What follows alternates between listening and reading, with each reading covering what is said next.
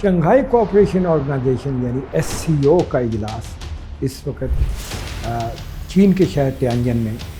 اختتام کے قریب ہے۔ دوسری طرف ہم دیکھیں تو بھارتی میڈیا اس کو کوئی چائنا انڈیا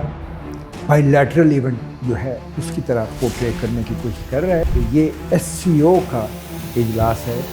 جو نریندر مودی کا دورہ چین نہیں ہے۔ کمیونیکے کے اندر کنڈیم کیا گیا ہے ٹیررزم کے انسیڈنٹ جو بلوچستان میں ہوئے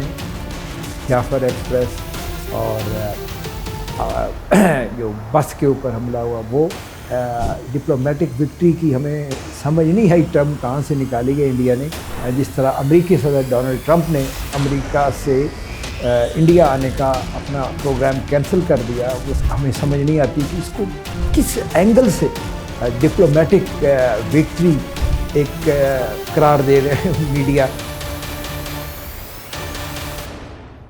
شنگھائی کوآپریشن آرگنائزیشن یعنی SCO کا اجلاس اس وقت چین کے شہر تیانجن میں اختتام کے قریب ہے۔ اس اجلاس میں رکن ممالک سمیت جو جن ممالک کا اسٹیٹس آبزرور کا ہے ان کو بھی شامل کیا جائے تو لگ بھگ 2 درجن کے قریب سربراہان مملکت شرکت کر رہے ہیں یا سربراہ حکومت بھی شرکت کر رہے ہیں۔ دوسری طرف ہم دیکھیں تو بھارتی میڈیا اس کو کوئی چائنا انڈیا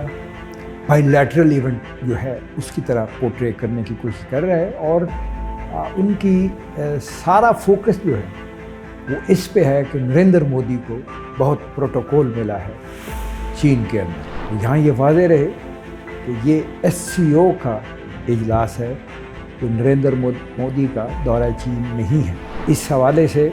یہ بھی ذہن میں رکھنا چاہیے کہ جو ایکسٹینڈڈ پروٹوکول ہوتا ہے سربراہان مملکت کو ایسے اجلاسوں میں یہ SCO کے کسی بھی ممبر ملک میں یہ سمٹ ہو رہی ہو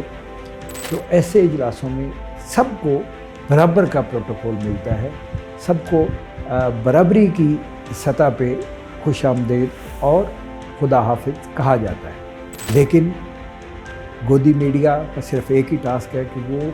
انتہائی پستی میں جاتے ہوئے نریندر مودی اور اس کی حکومت اور اس کی پارٹی کو مقبول بنا کے دکھانے کی کوشش کریں۔ اس وقت بھی انہوں نے سارا فوکس بجائے کہ شنگھائی کوآپریشن آرگنائزیشن کے سمٹ کی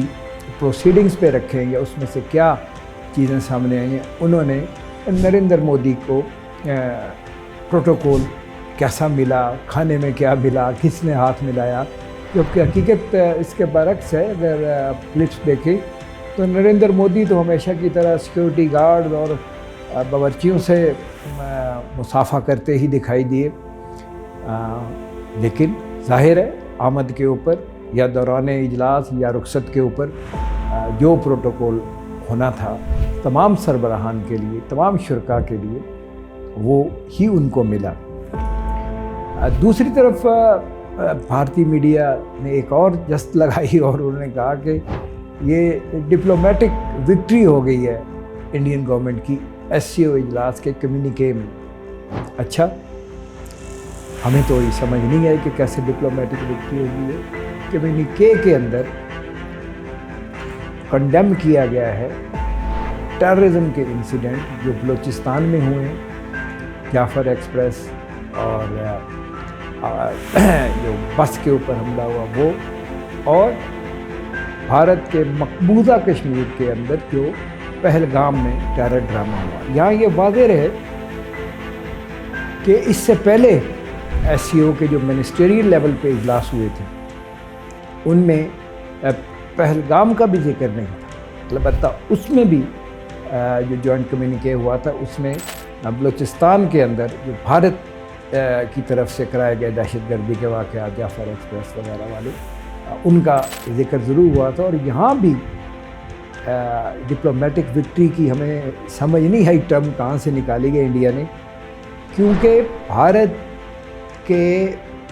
اندر نہیں بلکہ ایک مقبوضہ ایک ڈسپیوٹڈ ایریا میں جو دہشت گردی کا واقعہ، وہ SCO کے کسی ملک میں بھی کوئی دہشت گردی کا واقعہ ہو اس کی اسی طرح ہی کنڈیمیشن کی جاتی ہے۔ یہ پلیٹ فارم بھی डिफरेंट प्लेटफॉर्म है। इससे पहले कई जगहों पे भारत को जो रुसवाई हो चुकी है, जो डिप्लोमेटिक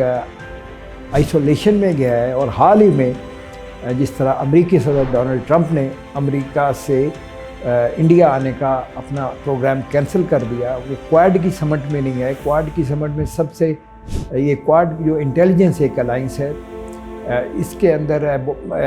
सबसे अहम मुल्क अमेरिका था। जब उन्होंने क्वाड समझ में आने से इनकार कर दिया, जब उन्होंने भारत के ऊपर मज़ीद टैरिफ लगाए और मज़ीद पाबंदियां लगाने का ऐलान कर दिया, इसके अलावा और बहुत से फोरम्स के ऊपर जब सुबकी हुई, तो ये ज़िक्र आ जाना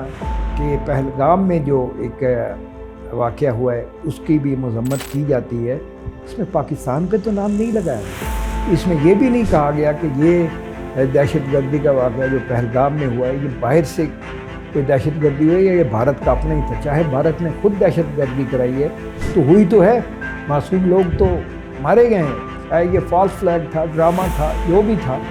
तो उसकी कंडमनेशन हुई है। इसमें ये हमें समझ नहीं आती कि इसको किस एंगल से डिप्लोमेटिक विक्ट्री एक करार दे रहे हैं मीडिया। शायद ये भूल चुके हैं कि EU डिसइंफो लैब ने जो इंडिया क्रॉनिकल्स के तहत इनकी कारस्तानियाँ पूरी दुनिया को खुल के बताई थी कि किस तरह भारतीय मीडिया और भारतीय हुकूमत पूरी दुनिया को जाली ख़बरों, जाली वेबसाइटों, जाली सोशल मीडिया आईडीज़ के ज़रिए मरे हुए लोगों की भी आईडीज़ यूज़ करके उनसे ट्वीट या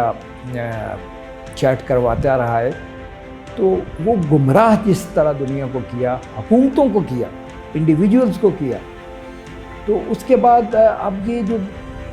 मार्का हक के दौरान या सो कॉल्ड ऑपरेशन सिंदूर के दौरान जिस तरह मीडिया इंडिया का एक्सपोज हुआ झूठ और बहतान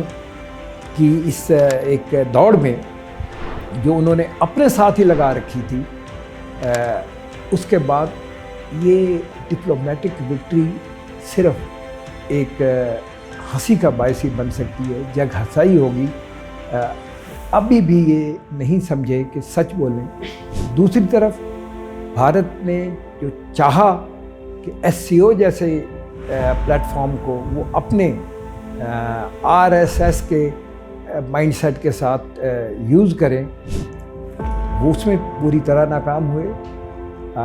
भारत की किसी चीज़ को इस प्लेटफॉर्म में नहीं उठाया गया जो उनका एजेंडा जो वो लेके गए थे,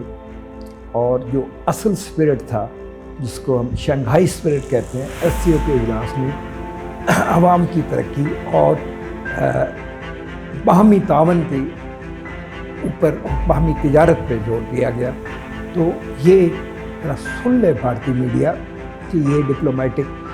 विक्ट्री नहीं, एक और डिप्लोमेटिक डिफीट हुई है। Good day.